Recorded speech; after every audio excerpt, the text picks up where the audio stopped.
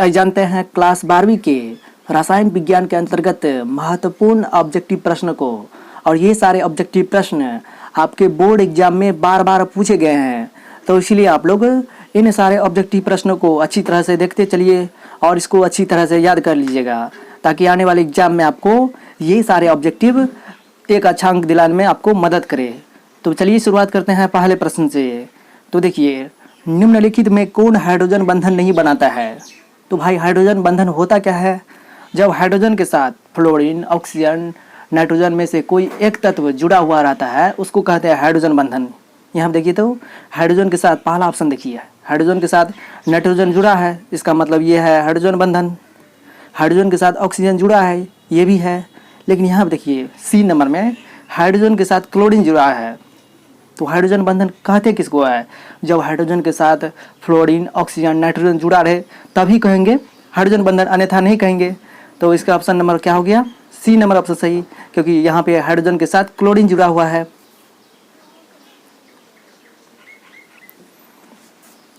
आइए जानते हैं अगले प्रश्न को। निम्नलिखित में कौन सी धातु प्रकृति में मुक्त अवस्था में पाई जाती है? तो भाई मुक्त अवस्था में पाई जाती है, तो इसका क्या मतलब हुआ? इसका मतलब यह हुआ कि ऐसी कौन सी धातु है जिसको हम लोग खुले वायु में छोड़ देते हैं ना, तो उस पर जंग नहीं लगता है, वह खराब नहीं होता है, यानी कि प्राकृतिक में मुक्त अवस्था में पाई जाती है, खुले अवस्था में पाई जाती है। तो वह धातु है सोना, क्योंकि सोना जो है ना कम सक्रिय धातु है, इसको खुले वायु में भी छोड़ दीजिएगा तो उस पर जंग नहीं लगेगा। तो समझ गए, यानी कि इसका ऑप्शन नंबर हो गया डी नंबर ऑप्शन सही।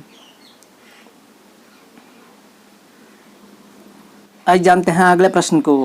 हीलियम का मुख्य स्रोत है, तो हीलियम का मुख्य स्रोत है मोनोजाइट, यानी कि इसका ऑप्शन नंबर हो गया सी नंबर ऑप्शन सही।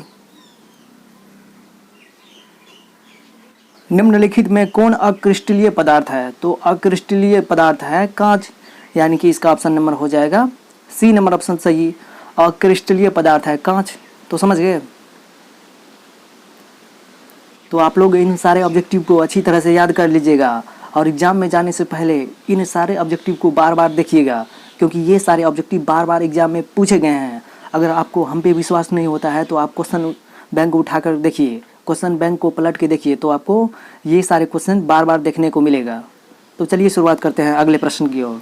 तो देखिए, अयस्क में उपस्थित अशुद्धियों को क्या कहते हैं? तो अयस्क में उपस्थित अशुद्धियों को कहते हैं गैंग, तो इसका ऑप्शन नंबर हो गया ए नंबर ऑप्शन सही।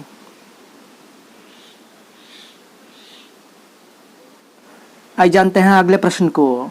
निम्नलिखित में कौन सा धातु साधारण तापक्रम पर द्रव होता है? तो वह धातु है पारा, यानी कि इसका ऑप्शन नंबर हो गया बी नंबर ऑप्शन सही। और आपसे यह भी क्वेश्चन पूछ सकता है कि कौन सा अधातु, यहाँ पे धातु न पूछा, जब धातु पूछेगा कि कौन सा धातु है जो द्रव अवस्था में पाई जाती है, तो वह होता है पारा। और जब अधातु के बारे में पूछ देगा कि ऐसी कौन सी अधातु है जो साधारण तापक्रम पर द्रव होता है, तो उसका आंसर हो जाएगा ब्रोमीन। तो समझ गए इसके बारे में। आइए जानते हैं अगले प्रश्न को। निम्न में से हरा थोथा कहते हैं, यानी कि ये चारों ऑप्शन में हरा थोथा का फॉर्मूला कौन है? तो इसका फॉर्मूला है ऑप्शन नंबर ए सही, यानी कि FeSO4 × 7H2O को कहते हैं हरा थोथा।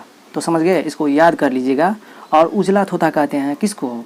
तो उजला थोथा का फॉर्मूला होता है ZnSO4 7H2O।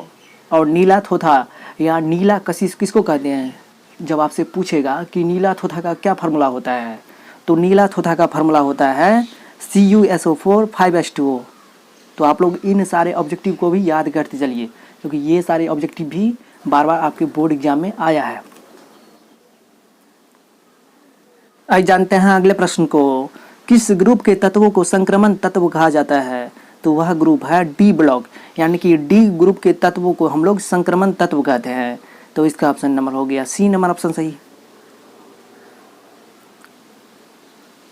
आज जानते हैं अगले प्रश्न को। सोडियम आवर्त सारणी में किस ग्रुप का सदस्य है? तो सोडियम आवर्त सारणी में पहले ग्रुप का तत्व है, यानी कि पहले ग्रुप का सदस्य है।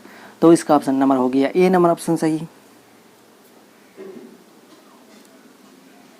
आज जानते हैं अगले प्रश्न को। भूप्रपट्टी पर सार्वधिक पाए जाने वाले तत्व क्या है? यानी कि भूप्रपट्टी पर सार्वधिक पाए जाने वाले तत्व का नाम क्या है? तो वह धातु है एल्युमिनियम, यानी कि एल्युमिनियम जो है ना भू प्रॉपर्टी पर सर्वाधिक पाए जाने वाले तत्व है, तो इसका ऑप्शन नंबर हो गया बी नंबर ऑप्शन सही। मालाकाइट अयस्क है, तो मालाकाइट का अयस्क है जो है कॉपर का, यानी कि इसका ऑप्शन नंबर हो गया बी नंबर ऑप्शन सही।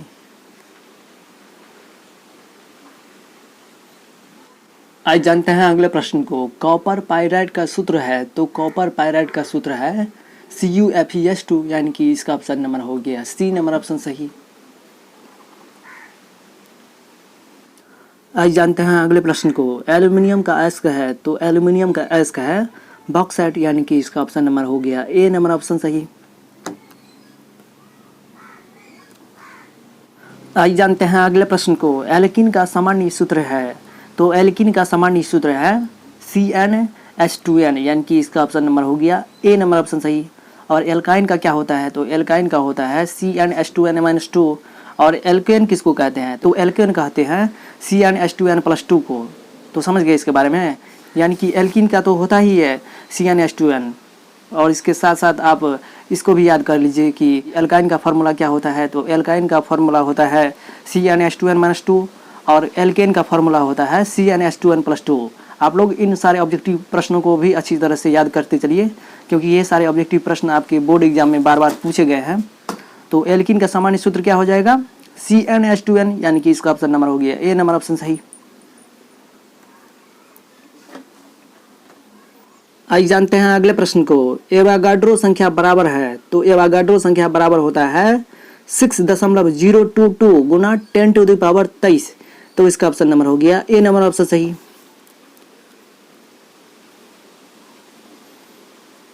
आधुनिक आवर्त सारणी किसने बनाया, तो आधुनिक आवर्त सारणी बनाया था हेनरी मोसले ने। और यह भी क्वेश्चन पूछ सकता है कि आधुनिक आवर्त सारणी किस पर आधारित है, तो आधुनिक आवर्त सारणी परमाणु संख्या पर आधारित है। और जो है पुराने आवर्त सारणी जिसको मेंडलीव ने बनाया था, और आवर्त सारणी का जनक पूछे तो आप मेंडलीव मारिएगा। मेंडलीव के अनुसार आवर्त सारणी जो है परमाणु द्रव्यमान पर आधारित था। जो आधुनिक आवर्त सारणी है वह परमाणु संख्या पर आधारित है, और आधुनिक आवर्त सारणी को बनाया था हेनरी मोसले ने, यानी कि इसका ऑप्शन नंबर हो गया सी नंबर ऑप्शन सही। समुद्री जल में पाए जाने वाला तत्व है, तो समुद्री जल में तो सोडियम क्लोराइड पाया जाता है, यानी कि नमक पाया जाता है। तो समुद्री जल में जो है ना पाई जाने वाला तत्व सोडियम होता है, तो इसका ऑप्शन नंबर हो गया बी नंबर ऑप्शन सही। CNG का मुख्य रूप में होता है, तो CNG मुख्य रूप में होता है मीथेन, तो इसका ऑप्शन नंबर हो गया ए नंबर ऑप्शन सही, यानी कि CNG में मुख्य रूप से होता है मीथेन। तो समझ गए। आइए जानते हैं अगले प्रश्न को। कार्बनिक यौगिक में तत्व उपस्थित होना चाहिए, तो कार्बनिक यौगिक में कुछ हो ना हो लेकिन कार्बन जो है ना उपस्थित होना चाहिए, तो इसका ऑप्शन नंबर हो गया बी नंबर ऑप्शन सही। आइए जानते हैं अगले प्रश्न को। निम्नलिखित में सबसे शक्तिशाली पदार्थ है, तो सबसे शक्तिशाली पदार्थ है, यहाँ पे देखिए इसका ऑप्शन नंबर हो गया ए नंबर ऑप्शन सही, यानी कि फ्लोरीन, तो इसका ऑप्शन नंबर हो गया ए नंबर ऑप्शन सही। F2 है। प्रथम कोटि अभिक्रिया के लिए T½ का मान होता है, तो प्रथम कोटि अभिक्रिया के लिए T½ का मान होता है, यानी कि अर्ध जीवन काल 0.693/K, तो इसका ऑप्शन नंबर हो जाएगा प्रथम कोटि अभिक्रिया के लिए T½ का मान ऑप्शन नंबर सी सही हो जाएगा, यानी कि 0.693/K। सिनेबार किसे कहते हैं, तो सिनेबार कहते हैं HGS को, और सिनेबार को हम लोग पारा भी कहते हैं, तो इसका ऑप्शन नंबर हो गया ए नंबर ऑप्शन सही। कपड़ा धोने का सोडा होता है, यानी कि कपड़ा धोने का सूत्र क्या होता है, तो कपड़ा धोने का सूत्र होता है Na2CO3 10H2O, तो इसका ऑप्शन नंबर हो गया ए नंबर ऑप्शन सही। आइए जानते हैं अगले प्रश्न को। तो देखिए बूझा हुआ चूना किसको कहते हैं, तो बूझा हुआ चूना जो कहते हैं कैल्शियम हाइड्रोक्साइड को, यानी कि इसका ऑप्शन नंबर हो गया सी नंबर ऑप्शन सही। Ca है और OH का हल 2 को पढ़ते हैं कैल्शियम हाइड्रोक्साइड। आइए जानते हैं अगले प्रश्न को। डोलोमाइट खनिज है किसका, तो डोलोमाइट है मैग्नीशियम का, यानी कि मैग्नीशियम का अयस्क होता है डोलोमाइट, तो इसका ऑप्शन नंबर हो गया ए नंबर ऑप्शन सही। आइए जानते हैं अगले प्रश्न को। कौन सा विटामिन की कमी से रतौंधी होता है, यानी कि आंखों से रोशनी चली जाती है, कौन सी विटामिन की कमी के कारण? तो वह विटामिन है विटामिन ए। तो इसका ऑप्शन नंबर हो गया ए नंबर ऑप्शन सही। कास्टिक सोडा किसे कहते हैं? तो कास्टिक सोडा कहते हैं सोडियम हाइड्रोक्साइड को, यानी कि NaOH को। हेलो। तो आप लोग इन सारे ऑब्जेक्टिव प्रश्नों को अच्छी तरह से याद कर लीजिएगा, ताकि आने वाले एग्जाम में आपको ये सारे ऑब्जेक्टिव एक अच्छा अंक दिलाने में काफ़ी मदद करे, क्योंकि ये सारे ऑब्जेक्टिव काफ़ी महत्वपूर्ण है और बार बार आपके बोर्ड एग्जाम में पूछा गया है। तो इसलिए आप लोग देखते चाहिए और इसको अच्छी तरह से याद कर लीजिएगा। तो चलिए मिलते हैं अब अगले वीडियो में, तब तक के लिए हमें विदा दीजिए। जय हिंद, जय भारत।